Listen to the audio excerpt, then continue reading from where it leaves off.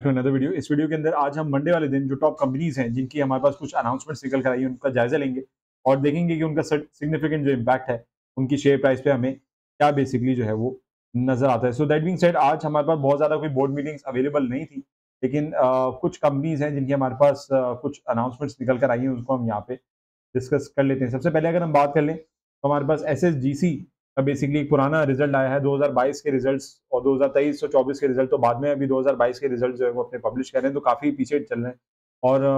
Again इनके इतने पीछे चलने का मेन रीज़न ये है कि एक लॉस मेकिंग इदारा है, और इस लॉस मेकिंग इदारे के बहुत सारे रिसीवेबल्स हैं,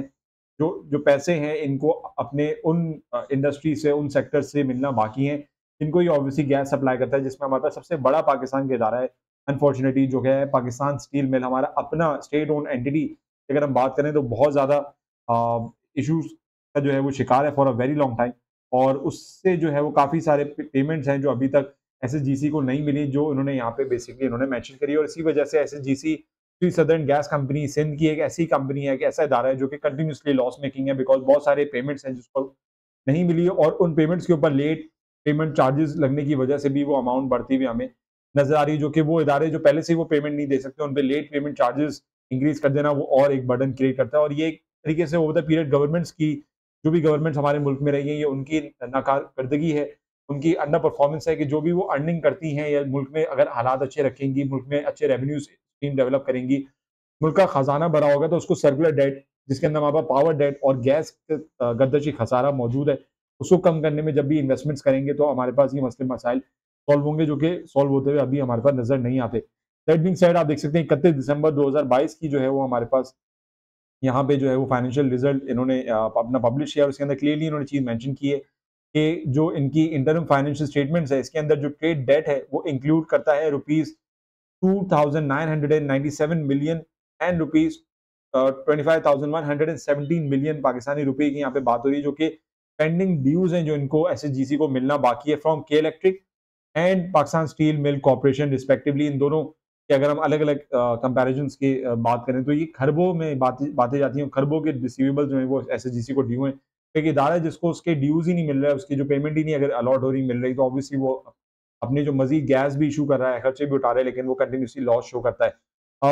further K electric and PSML have disputed late payment charges, इनके अपने लेट पेमेंट चार्जेस भी हैं जो आपस में इनके डिस्प्यूट बेसिकली चल रहा है, और उनके बैलेंसेस भी जो है वो मैनेजमेंट ने डिसाइड किए कि आगे जाके जो है वो जुलाई से इफेक्टिव 2012 से इफेक्टिव जो उनकी पेमेंट चार्जेस है उनको कहीं ना कहीं एडजस्ट करने की बेसिकली कोशिश की जा रही है, और उनको रिकग्नाइज किया है due to adverse operation and financial condition of PSML. Again जो इस वक्त जो माशी और बुरानी हालात हैं इस वक्त पाकिस्तान स्टील मिल के, उनको देखते हुए जो डिस्प्यूट्स है by K electric and PSML with the company on late payment charges, जो सरचार्ज जो है वो अप्लाई किया है एसएसजीसी ने, तो उसके हवाले से अगर देखा जाए तो large accumulation of the respective overdue amounts, we were unable to determine the extent to which the total amounts due from K electric and PSML were likely to be recovered. तो एसएसजीसी यहाँ पे clearly चीज mention करा है कि चूंकि इतने हालात खराब हैं और इतने इनके चार्जेस बढ़ चुके हैं, तो अभी हमें एग्जैक्ट अमाउंट का अंदाजा लगाना जो है वो काफी मुश्किल हुआ हुआ है। तो दैट बीइंग सेड, जो इन्होंने अपने रिजल्ट्स वगैरह शो किए हैं तो अच्छे रिजल्ट शो नहीं करिए, और तकरीबन 4.52 रुपीज का पर शेयर अगेन 2021-22 की अगर हम बात करें फाइनेंशियल ईयर का, तो वो हमें लॉस यहाँ पे शो करा है, जो कि अगेन इंडिकेशन है कि एसएसजीसी के हालात अच्छे नहीं है। और फाइनेंशियल पे अगर हम एसएसजीसी की नजर डालें तो आप कंटिन्यूसली देख सकते हैं कि सालाना बेसिस पे हमें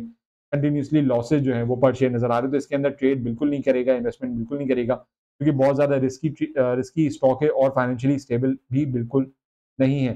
that being said, move over अगर हम करें तो मेपल लीफ सीमेंट ने अपने जो होल्डली ओन सब्सिडरी उसकी नोवा केयर हॉस्पिटल प्राइवेट लिमिटेड की अगर हम बात करें, उसके अंदर जो है वो कंस्ट्रक्शन बेसिकली की जा रही है, state of the art hospital basically create किया जा रहा है इस्लामाबाद में,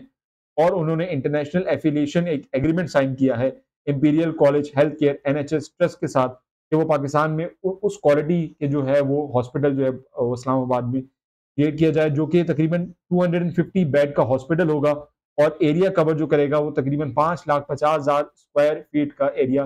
कवर करेगा। तो अगेन मेबली सीमेंट के आगे आने वाले टाइम फ्रेम में जो सेल्स है वो मजीद इंक्रीज होने वाली है, तो ये एक पॉजिटिव डेवलपमेंट है एमएलसीएफ के अंदर। इसके अलावा बात कर लें तो हब को हमारे पास हब पावर एंड कंपनी, उसने अपना जो सेकंड कैश डिविडेंड है वो उसने क्रेडिट कर दिया है, 4 रुपए का डिविडेंड यहाँ पे बनता है अगर हम बात करें। और इसके अलावा अगर हम और मजीद कंपनी जिन्होंने अपना डिविडेंड दे दिया, उसमें हमें डायनिया पाकिस्तान नजर आता है, तकरीबन 7.5% का हमें यहाँ पे डिविडेंड नजर आ रहा है, जो कि बहुत अच्छा एक डिविडेंड पेइंग स्टॉक है लॉन्ग टर्म बेसिस पे अगर देखा जाए। HUBC, डानिया अगर हम बात करें, और एक और लॉन्ग टर्म बेसिस पे जिसके अंदर मैं इन्वेस्टमेंट सजेशन बेसिकली सजेस्ट कर रहा हूँ अपनी कम्युनिटी मेंबर को, when it was valued at around 18-19-20 rupees, तब से मैं अपने क्लाइंट्स को कंटिन्यूसली पुश कर रहा हूँ कि फैसल बैंक को लॉन्ग टर्म लेके रखें। तो फैसल बैंक ने भी अपना जो है वो कैश डिविडेंड जो है वो अपना क्रेडिट कर दिया है, जो कि 20% मिलता है, और ये मुझे भी कैश डिविडेंड मिला है। जो हमारे इन्वेस्टर्स हैं, मेरी जो कम्युनिटी में इन्वेस्टर्स हैं, उन्होंने भी फैसल बैंक लेकर आए थे, उनको भी कैश डिविडेंड मिला, और ये कैश डिविडेंड की जो परसेंटेज है वो आगे जाके मजीद इंक्रीज होते हुए मुझे नजर आती है। तो एक लॉन्ग टर्म बेसिस पे फैसल बैंक भी एक बहुत अच्छा स्टॉक है। अगेन कन्वेंशनल बैंक से इस्लामिक बैंक ये ऑलरेडी कन्वर्ट हो चुका है। लॉन्ग टर्म बेसिस पे देखा जाए तो काफी अच्छी ग्रोथ ये बेसिकली दिखा रहा है, और ओवर द पीरियड जो इसकी डिविडेंड यील्ड है वो भी इंक्रीज होते हुए हमें नजर आ रही है। तो this was the discussion on companies announcement as of today Monday 11 March में। मिलते हैं इंशाल्लाह अपनी रेगुलर वीडियोस के साथ। Until next time, this is Mohammed Abir signing off. Take care. Allah Hafiz.